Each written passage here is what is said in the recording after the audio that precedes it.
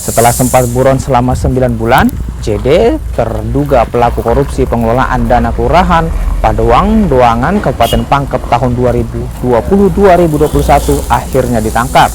Pelaku ditangkap di area tambang batu pecah di Jalan Gunung Loli, Kota Palu, Sulawesi Tengah. Pelaku diduga menyelewengkan dana kelurahan sebesar 300 juta lebih. Sebelumnya, JD masuk DPO sejak 19 Januari 2023 lalu. Pelaku kerap mangkir dari panggilan kejaksaan dan berpindah-pindah tempat saat akan ditangkap.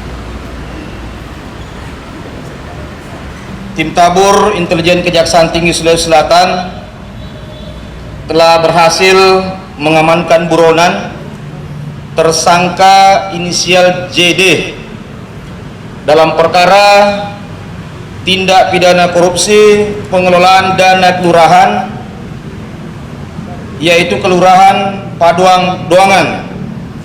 Tersangka JD dinyatakan melanggar tindak pidana korupsi pasal 2 subsidiar pasal 3 subsidiar pasal 18 ayat 1 Undang-Undang Nomor 20 Tahun 2001 tentang pemberantasan tindak pidana korupsi,